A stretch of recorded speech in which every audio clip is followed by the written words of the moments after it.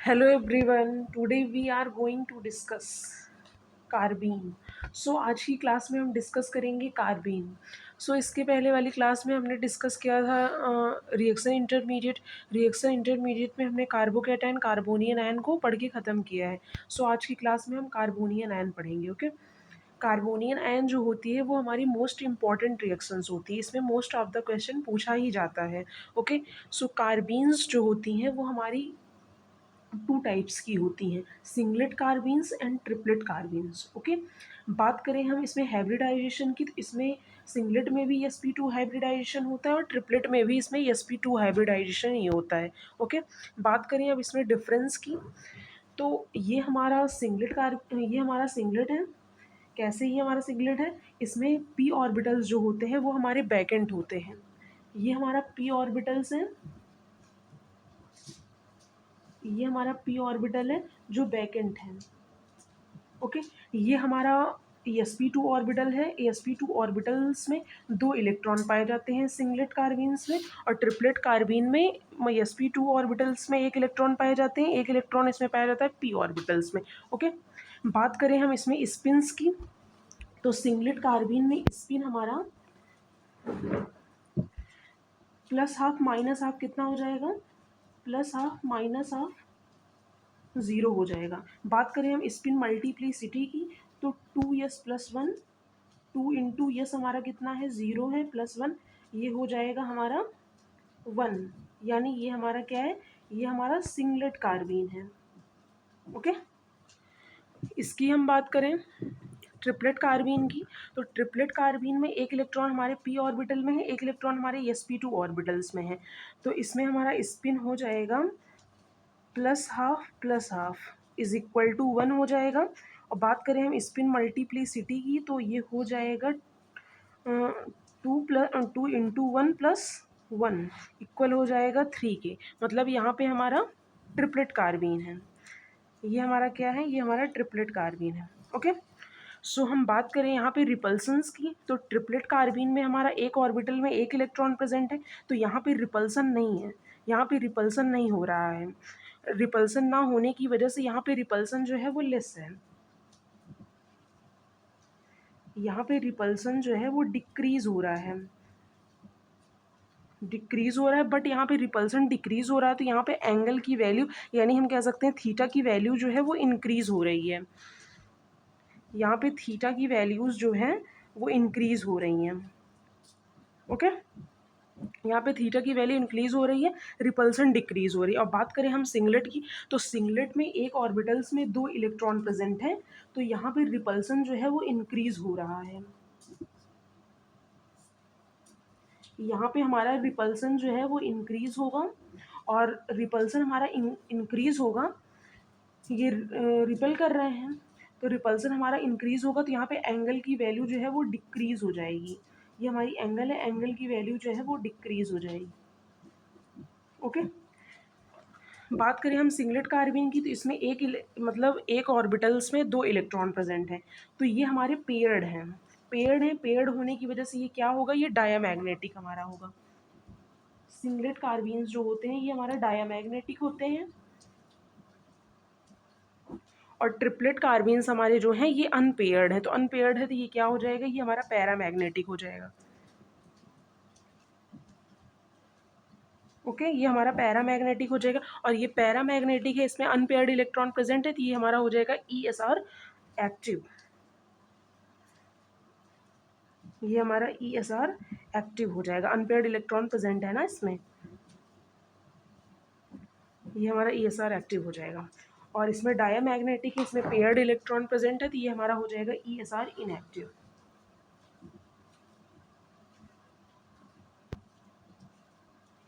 Okay, ये हमारा ESR inactive हो जाएगा।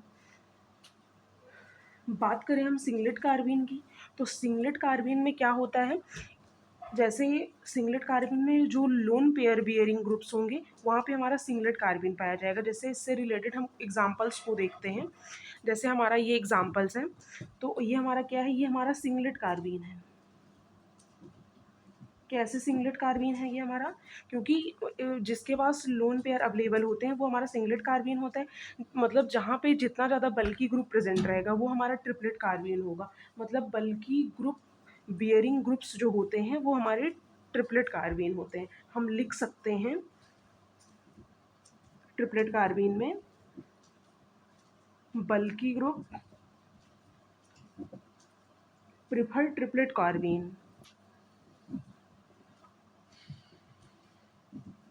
बल्कि ग्रुप जो होते हैं वो प्रिफर करते हैं ट्रिपलेट कार्बीन को। ओके, और लोन पेयर्स जो होते हैं वो प्रिफर करते हैं सिंगलेट कार्बीन को। लोन पेयर प्रिफर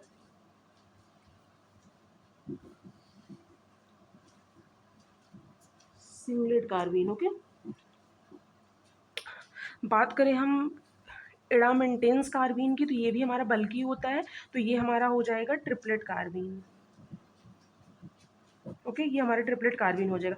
इसकी हम बात करें तो इसके पास 2 फेनिल रिंग लगा हुआ है, ये भी हमारा क्या हो जाएगा, ये भी हमारा हो जाएगा ट्रिपलेट। ओके, ये भी हमारा ट्रिपलेट हो जाएगा। अब हम बात करें इसकी, तो इसके पास 2 बल्कि ग्रुप लगे हुए हैं, बट नाइट्रोजन भी लगा हुआ है। नाइट्रोजन में जो होते हैं वो लोन पेयर अवेलेबल है। अब यहाँ पे हम कैसे डिसाइड करें, यहाँ पे बल्कि ग्रुप भी प्रेजेंट है और लोन पेयर भी अवेलेबल है, बट ये हमारा जो होगा ये हमारा सिंगलेट कार्बीन ही होगा, भले इसके पास बल्कि ग्रुप्स लगे हुए हैं। कैसे, क्योंकि अगर लोन पेयर जो होते हैं वहाँ पे सिंगलेट कार्बीन होता है, लोन पेयर जो होते हैं वो बल्कि ग्रुप्स को डोमिनेट कर देते हैं, इस वजह से ये हमारा सिंगलेट कार्बीन हो जाएगा। कहीं पे अगर लोन पेयर अवेलेबल है और बल्कि ग्रुप्स भी लगे हुए हैं तो वहाँ पे हमारा लोन पेयर वाला को हम लोन पेयर को हम ज़्यादा प्रेफरेंस देंगे, मतलब ये हमारा सिंगलेट कार्बीन हो जाएगा। ओके, सो हम नेक्स्ट देखते हैं। नेक्स्ट हम देखेंगे जनरेशन। जनरेशन क्या होता है, सो हम रिएक्शंस में देखेंगे कि कार्बीन को हम कैसे कैसे जनरेट करवाते हैं। ओके, यहाँ पे हम कार्बीन को कैसे कैसे जनरेट करवाएंगे। सो इस रिएक्शन में हम सबसे पहले क्या करते हैं, हम सबसे पहले कार्बीन को जनरेट करवाते हैं, फिर उसके करस्पॉन्डिंग ही हमारी रिएक्शंस पूछी जाती हैं। ओके, तो हम सबसे पहले यहाँ पे बात करेंगे अल्फ़ा एलिमिनेशंस की। जनरेशन हमने देख लिया कि हम सबसे पहले रिएक्शन में कार्बीन को जनरेट करवाते हैं, फिर उसके करस्पॉन्डिंग से हमारी रिएक्शंस जो पूछी जाती हैं और उसी की करस्पॉन्डिंग हमारी रिएक्शन प्रोसीड करती है। ओके, सबसे पहले हम यहाँ पे बात करेंगे अल्फ़ा एलिमिनेशंस की। ओके, तो यहाँ पे हमारा KOH गिवन है CHCl3 की प्रेजेंस में। तो हमारा KOH जो होता है ये हमारा बेस है, ये हमारा बेस है, तो ये H प्लस आयन को ऑब्स्ट्रैक्ट करेगा। तो यहाँ से जब ये H प्लस आयन को ऑब्स्ट्रैक्ट करेगा तो ये हमारा बन जाएगा CCl3 निगेटिव। ओके, यहाँ पे हमारा CCl3 निगेटिव बन जाएगा।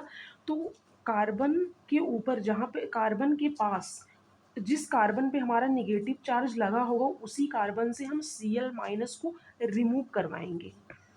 मतलब हम Cl माइनस को रिमूव करवाएंगे तो ये हमारा बन जाएगा CCl2, मतलब यहाँ पे हमारा कार्बीन फॉर्म होगा।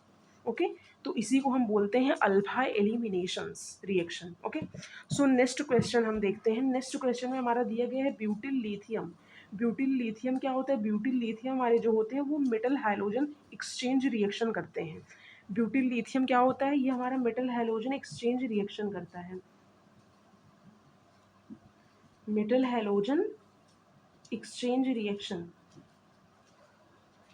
ओके, तो ये हमारा क्या करेगा, ये हमारा यहाँ से Br को लीव करेगा, Br को हटाएगा और का ये बनेगा RH, और यहाँ पे Br प्रेजेंट है और इस कार्बन पर हमारा निगेटिव चार्ज प्रेजेंट है। ओके, अब जिस कार्बन पे हमारा निगेटिव चार्ज प्रेजेंट है वहाँ से हम Br को क्लीव करवाएंगे, मतलब रिमूव करवाएंगे, और यहाँ पे हम कार्बीन फॉर्म करेंगे।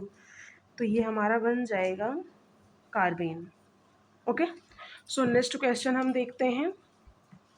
नेक्स्ट क्वेश्चन में भी हमारा बेस प्रेजेंट है। बेस जो होता है वो H प्लस आयन को ऑब्स्ट्रैक्ट करेगा। तो बेस जो होते हैं वो most acidic H plus ion को ऑब्स्ट्रैक्ट करते हैं। तो हमारा most acidic H plus ion ये है, तो इसे ये ऑब्स्ट्रैक्ट करेगा। इसे जब ये ऑब्स्ट्रैक्ट करेगा तो ये हमारा बनेगा, ये हमारा बन जाएगा HCl,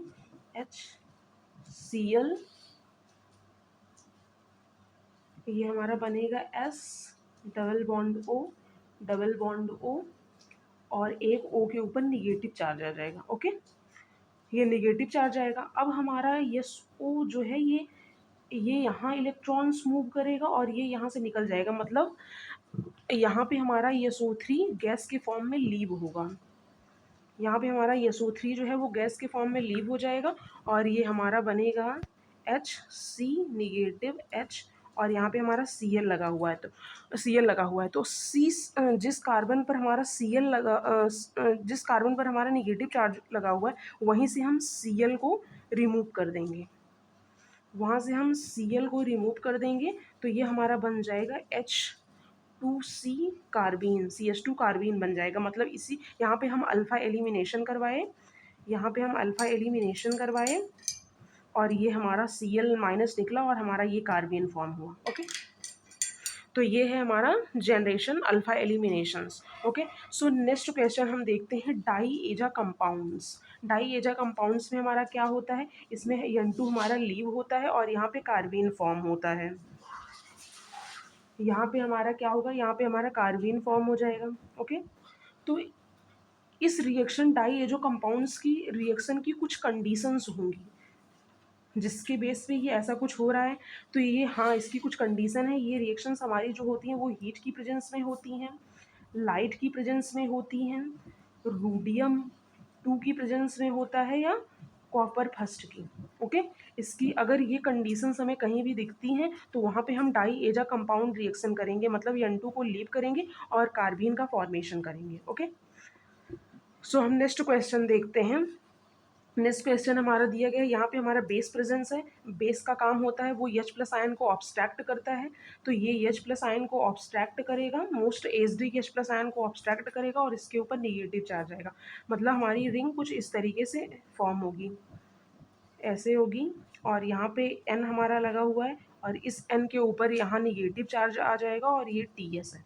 ओके, अब हमारे नाइट्रोजन के पास जो है वो लोन पेयर अवेलेबल है, ये अपने लोन पेयर इसे देंगे और यहाँ से TS जो होता है वो गुड लिविंग ग्रुप होता है, ये यहाँ से लीव होगा, ये यहाँ से हमारा लीव होगा। तो हमारा प्रोडक्ट हमारा रिएक्शन कुछ इस तरीके से फॉर्म हो प्रोसीड होगी।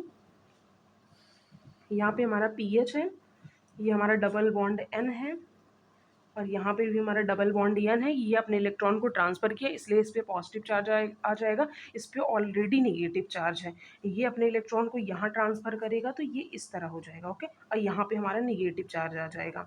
जब यहाँ पे हमारा निगेटिव चार्ज आएगा मतलब रिएक्शन हमारी ऐसे बनेगी और यहाँ पे N के पास हमारा पॉजिटिव चार्ज प्रेजेंट है और यहाँ पे हमारा निगेटिव चार्ज आया है।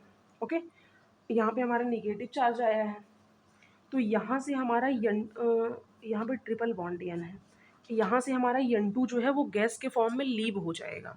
जब हमारा N2 गैस के फॉर्म में लीव हो जाएगा तो हमारा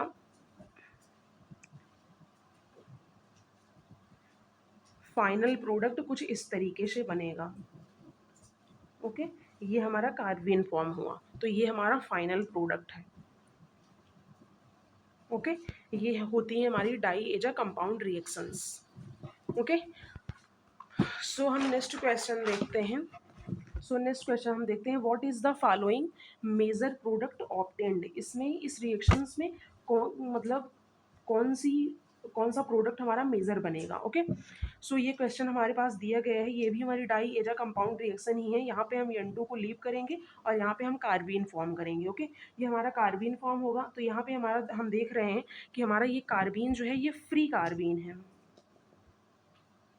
ये हमारा कार्बीन जो है ये हमारे फ्री कार्बीन है, तो इसके पास कोई पाई बॉन्ड अवेलेबल नहीं है, कोई पाई बॉन्ड प्रेजेंट नहीं है जिससे हमारा ये कार्बीन जो है वो इंसर्ट हो जाएगा। तो ये क्या करेगा, हमारा ये बॉन्ड यहाँ पे मूव करेगा और ये यहाँ पे आएगा, ये यहाँ पे आएगा तो हमारा यहाँ कीटीन फॉर्म होगा। ओके, ये हमारा कीटीन फॉर्म होगा। तो और देख रहे हैं हम ऑक्सीजन के ऊपर लोन पेयर अवेलेबल है तो ये लोन पेयर अपना यहाँ पे ट्रांसफ़र करेगा, ये यहाँ जाएगा, ये यहाँ जाएगा और ये ऐसे होगा, इस पर पॉजिटिव चार्ज आएगा। ओके, तो ये हमारा इस पे जाके अटैक कर देगा। देखिए 1 नंबरिंग कर लेते हैं, 1 2 3 4 5 6, मतलब हमारी 6 मेंबर्ड रिंग फॉर्म होगी। तो ये हमारी 6 मेंबर्ड रिंग कुछ इस तरीके से बनेगी। ओके, ये हमारी 6 मेंबर्ड रिंग कुछ इस तरीके से बनेगी। नंबरिंग हम यहाँ भी कर लेते हैं, 1 2 3 4 5 6। ये हमारी 6 मेंबर्ड रिंग फॉर्म हुई। ये हमारी 6 मेंबर्ड रिंग फॉर्म हुई। अब हम देख रहे हैं कि यहाँ पे हमारा S2 प्रेजेंट है और यहाँ पे नेगेटिव चार्ज है। यहाँ पे हमारा S2 प्रेजेंट है, ये हमारा नेगेटिव चार्ज जो है यहाँ पे ये वर्कअप होगा, तो ये नेगेटिव हट जाएगा और यहाँ पे H लग जाएगा। ओके, यहाँ पे H लग जाएगा। अब हमारा S2 जो है यहाँ पे यम्मी पर अटैक करेगा, ऑक्सीजन के ऊपर पॉजिटिव चार्ज स्टेबल नहीं होता, ये अपने चार्ज को डिस्टेबलाइज करना चाहेगा। तो यम्मी और ऑक्सीजन के बीच में ये हमारा बॉन्ड जो है ये यहाँ पे जाएगा और ये न्यूट्रलाइज हो जाएगा। ये न्यूट्रलाइज हो जाएगा और हमारा फाइनल प्रोडक्ट कुछ इस तरीके से फॉर्म होगा। ओके, तो ये हमारा फाइनल प्रोडक्ट है।